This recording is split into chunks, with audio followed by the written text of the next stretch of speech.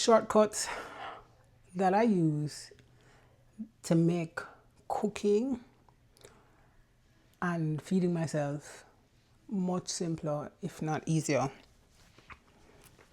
And maybe you won't know all of these, maybe you don't, but these are just a few of the shortcuts that have helped me not make cooking so dreary. Not even dreary is the right word, but just shortcuts that seem to work with the way my brain operates. Number one, I don't whisk salad dressing. I like use a whisk. No, I use a mason jar. Shake that baby up. Throw all the things in there. Shake it up. Olive oil, vinegar, some kind of emulsifier, which typically for me is mustard, Dijon mustard, plus whatever herbs, some garlic. Put that in there, shake it up. That way, I don't dirty extra dishes. That mason jar goes in the fridge because that's where the salad dressing stays in that jar.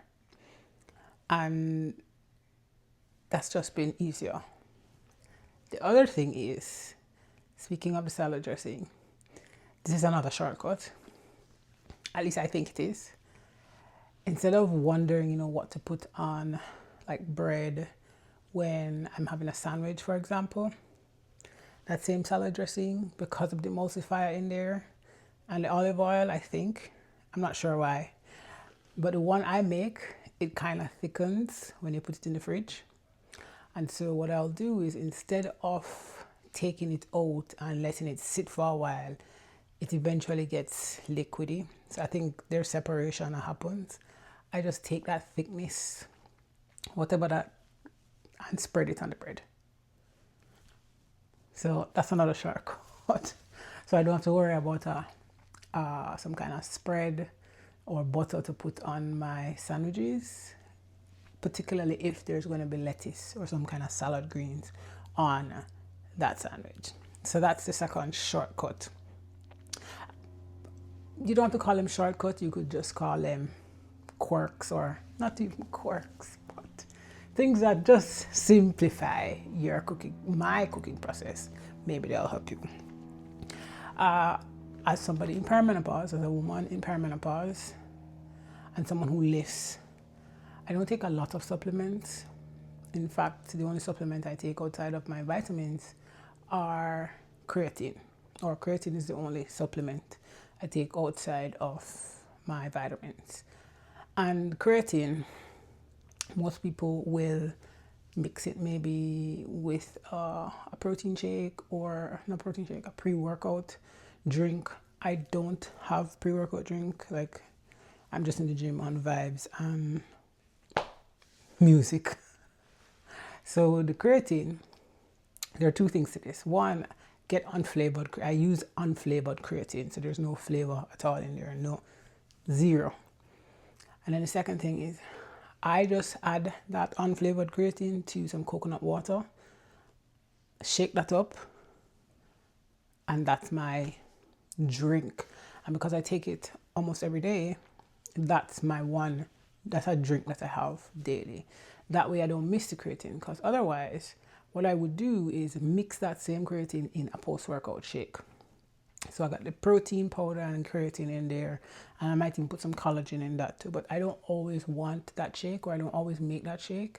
And so the easiest hack is to just add it to the coconut water, shake it up, and go. It doesn't change the flavor of whatever I'm drinking, so that is why I have unflavored, and it doesn't change the consistency of the liquid, none of that, unlike collagen. That's the other supplement I take intermittently.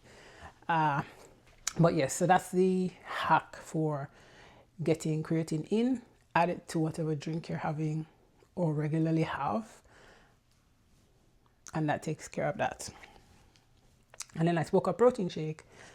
One of the hacks is I will get a good serving of fruits in that, which takes care of maybe 2 servings of fruit that I might have a day, or that's one way to take care of 2 servings of fruit. So I'll add that fruit to the protein shake. So it's fruit, the protein powder, whatever milk I have in there.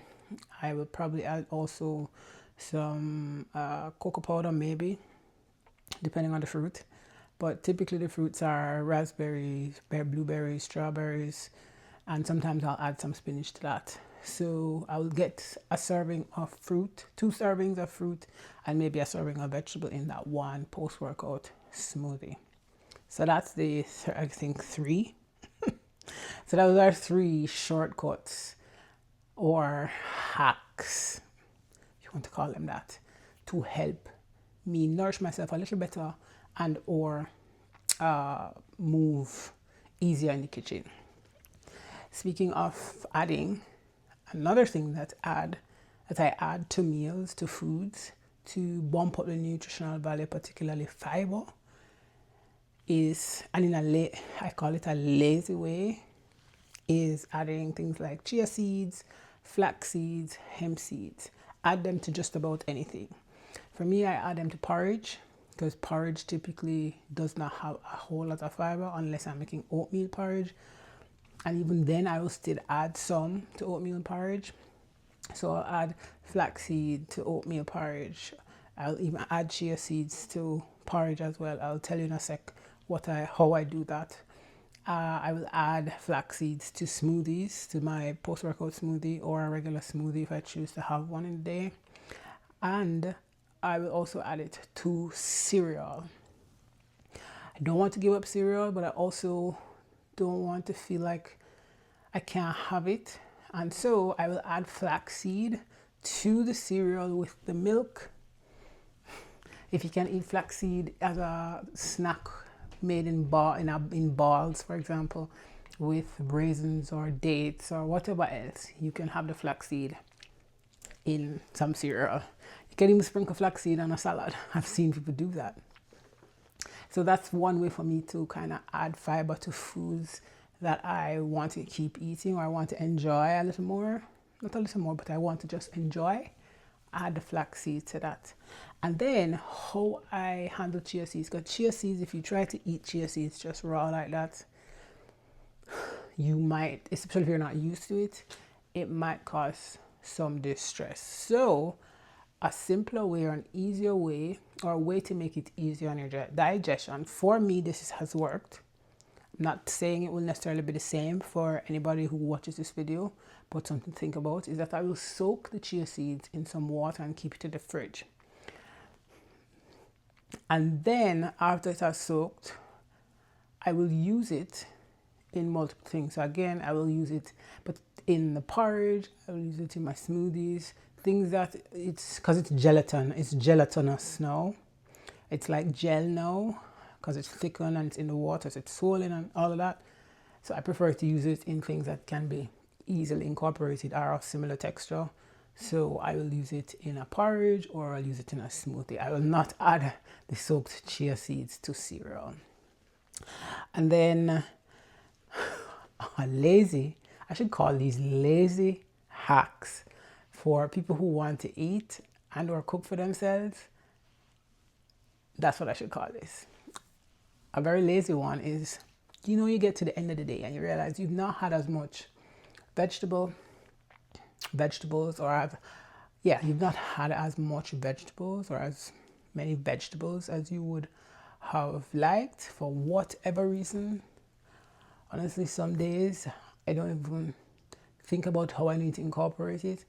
I will literally just grab a handful and stuff it in my face. And I'm talking things like lettuce, for example. I will do that with lettuce in particular or mixed greens. Just take a handful and eat, or 2. Like if I realize I missed maybe a meal or 2 meals with some vegetables in there, that's the easiest way I'll get some in. Is it going to be significant as far as fiber? No, but for my peace of mind, and I check the box of eating some vegetables. I will do the same thing with some cucumbers. I'll still literally just take a whole cucumber and eat it, or a tomato and eat it like fruit, just to meet the requirement. Because sometimes nourishing yourself is just checking that box. Your mind might be elsewhere, you might not be motivated, you might just not have the capacity to do the usual fancy thing or do the usual thing that takes more effort. And so there's nothing wrong with just eating it as is. I will do this with beetroot, cooked beets. One of the ways I eat it when I don't have the time or care, I can't be bothered to put it in a salad, is literally just take a whole one and bite into it like I would bite into an apple. It's cooked, it's ready to be eaten, so I will do that. So sometimes it's just, that's just how you uncomplicate your eating. Is that a word? Or make your eating less complicated. It really, there are no rules that you have to follow. If you just want to eat a handful of vegetables randomly, you eat it. If you want to make a plate of random ingredients, that's one way to go too. That's one way to not make eating complicated. I call it adult snackables, where you just put a bunch of ingredients. I do that so often when I have a bunch of ingredients, but I'm not sure what to eat, but I know I need to eat something, but I don't have the capacity and energy, or I just don't have it in me to make a meal or go out and get a meal. I'll put together a snackable plate, which is some kind of crackers, some protein is going to be on there. Usually it might be something like sardines, or a canned salmon, or if I have leftover chicken, cold chicken breasts, or maybe some smoked salmon, and then I will put whatever vegetables I have available. So things like pickles, maybe I have some beets on it, maybe I have some leftover carrots, raw carrots, I'll have that, maybe some snap peas, or I might just have some plain beans on it. So it could be chickpeas, it could be pinto beans, it could be black beans. And then I may or may not have a dip. So I will build a snack plate around the principles of a basic bowl. Protein, some carbs, some produce, some healthy fats, and something to make it taste good. So I think they call this girl dinner now, where you have just random things, or charcuterie plate. Call it whatever you want, but the point is it can be as easy as that. Sometimes a meal looks like some random ingredients. Call it a big old snack plate, call it whatever, but as long as it's gonna feed you. Maybe it's something that's gonna tide you over till your next meal, or till you get a second win, or till you're able to get to preparing a meal or get access to one. Or maybe that is the meal, and like I said, there are no rules. It's totally okay to do that. This is provided that you are managing the way you're eating, as far as you're eating enough, because oftentimes before we can even worry about eating better, we have to eat enough. And if we're not eating enough, then eating better is like pouring water into a basket. Or a basket with not a tightly woven basket either. A sieve. That's basically what that is. So make sure you're eating enough. Use a adult snackable as a way to get some quick, easy, simple nourishment. Another kitchen hack that makes cooking a little easier for me, and I don't have to think too hard, is I make a jar of all-purpose seasoning and use it on everything. I'm talking fish, shrimp, chicken. It don't matter if the chicken going in some pasta. It don't matter if it's jerk. It don't matter what that meat or those vegetables are going to be paired with, or what kind of flavor profile I am cooking. That all-purpose seasoning is going on it. Why? It takes me having to necessarily think about it. So if I'm making something that is let's say a creamy based sauce. Now, yes, it's all about the creaminess, and I don't like bland meat. I'm not going to cook bland meat like salt and pepper. Nope. The only thing that might happen on is steak, and I don't eat steak that often. But I'm going to add some seasoning to it. So even if I'm trying to get a particular flavor, and the flavor is coming from that cream sauce, I am still going to season the chicken. Does it throw it off? No. At least to me it doesn't. Because I'm not using that much. I'm using the adequate amount for the dish I'm making. or most times that's what I'm doing. Other times I don't really care because it means I'm going to eat a meal regardless. But the point is that all-purpose seasoning saves me the hassle of having to, one, have all these spices that I'm not going to use and they end up staying in my spice drawer for months and or years till I throw them out because they either cake up. Well, they don't really cake up, but until they lose their potency and I have to throw them out. So I'd rather do that, have the spices that enable me to make the all-purpose seasoning. Sometimes I will switch up what goes in the all-purpose seasoning, but my point is I have just that seasoning. It is all-purpose for a reason, at least in my mind.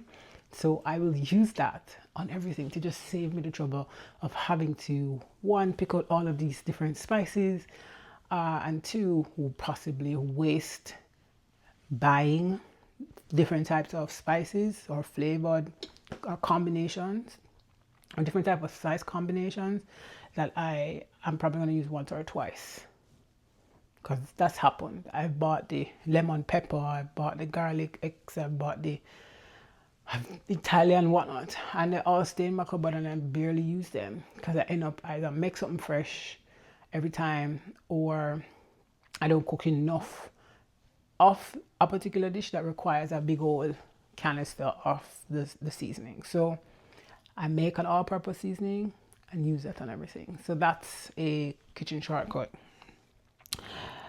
Another one is cooking foods from frozen. So that might sound like, Shanique, that's not novel. People do that all the time. That's not what I'm talking about. One of the ways that I can ensure that I don't have to do a significant amount of prep every single time I need to cook is I will probably want every now and then, maybe once a month, twice a month, where I will buy extra amount of more than amount of turkey. Let's use ground turkey for example, and make turkey patties and turkey meatballs, because I know that during the summer burgers are something that I will cook often, and I will use the meatballs often as well. It's an easy way to have protein for dinner. And so I will buy the ground turkey, make the burger patties, make the meatballs, put them in the freezer, and then just pop them in the air fryer or put them on the grill. So like the burger patties, those go on the grill from frozen. I just temper the cooking a little bit or temper the heat in such a way that it stays well cooked. It's not overly done or overdone.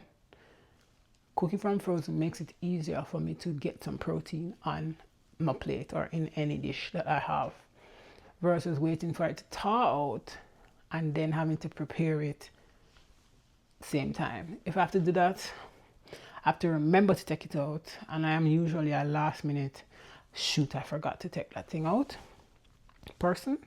So this is the hack that works to ensure that I can have some protein when I need it without having to stress about the fact that I need to give it time to thaw out.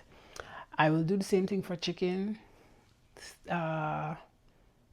Season the chicken, cut it up maybe in strips, or season like some filet, chicken breast that is, and do the same thing. Cook it from frozen. Makes it so much easier to get protein in a dish, on a plate, when I need it. So that's another shortcut. And then the other shortcut is I use my Instant Pot and air fryer to exhaustion. The Instant Pot, cook rice, especially when I need to do something like rice and peas. I will also cook the rice on the stove when I'm not cooking a lot. So when I'm cooking just enough for maybe two, three meals, as in 2-3 servings, then I will just cook it on the stove top. For the most part, I want to cook rice for maybe 2-3 days, so I will cook it in the Instant Pot. So the Instant Pot takes care of that rice. I will use the Instant Pot for rice. I will use it for soup. I'll use it to make stews because that's less hands-on cooking time, and there are a lot of times when I would prefer that. The air fryer, much the same. The only difference is the air fryer is a little smaller. At least my air fryer is small, and so if I'm cooking big batches, which I tend not to do when it comes to cooking protein, cooking big batches, or even doing things like potatoes, I'm not doing a lot, so the air fryer comes in very handy. So less oven time, less me needing to stand up in front of the oven or at the stove. Those are shortcuts as well for me. People will argue that maybe it's not. It's just like the oven, but I have to wait for the oven to heat up. Do you have to wait for the air fryer to preheat? Yes, but I think it's a shorter time. That's just me. Don't tell me that I have it wrong. Even if you did, I'm going to do what I'm doing. So those are a couple of my shortcuts to either make cooking a little simpler, easier, and make feeding myself a little easier. Another one is I will make a protein smoothie, split it so I can have it in between meals, because otherwise I will either not eat or just snack on some snack thing, and I miss balance there. Or I will sometimes shore up a meal by having that half a protein shake with something else. So I boost the protein. I usually do that for the protein and the fiber because those two things tend to always be in a smoothie for me.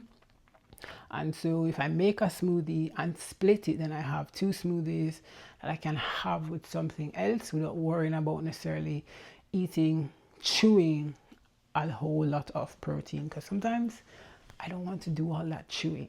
Anybody else? Us neurodivergent folks, I think might have, or some might have that issue, that sensory issue of needing to chew food, and it's easier to drink it as long as you have as much of the nutrients in there as possible, or as balanced as possible. I think it works. And so those are my shortcuts for making cooking in the kitchen a little simpler and feeding myself a little simpler and more nourishing. It doesn't have to be super hard. It can be small things that add up. I always say this, I believe this wholeheartedly, that imperfectly doable beats perfectly not done. And you could have the perfect plan in the world, but if you're not executing, if you're not doing the thing, then it's just something taking up space. And what you need is to nourish yourself, not just think about it. So if you find those little shortcuts that help. Other shortcuts include buying frozen foods. Of course, I will always talk about what I call low effort foods. So that's buying frozen foods. Some grocery stores might sell frozen rice or microwavable rice, which makes it easier to get that kind of starch in. Another shortcut I do is cook quinoa. If this is another way to try and get some additional fiber and carbs into your diet, cook quinoa, put it in the fridge, get it cold, and have it in your salads, mixed salad. So you can mix that with pasta, you can mix that with some kind of salad greens. It is a beautiful addition to cold salads or cold food. So that's one hack for getting in some extra fiber into your meals without necessarily stripping your meals of foods you enjoy. So like I said, adding some quinoa to a cold pasta, that's a beautiful thing. Yeah. So what shortcuts have you implemented or have you used to help yourself in the kitchen, make cooking a little easier for you? I would love to know in the comments. So go ahead and share them. Don't forget to sign up for the weekly dose. Check the link in the description below, and I'll see you back here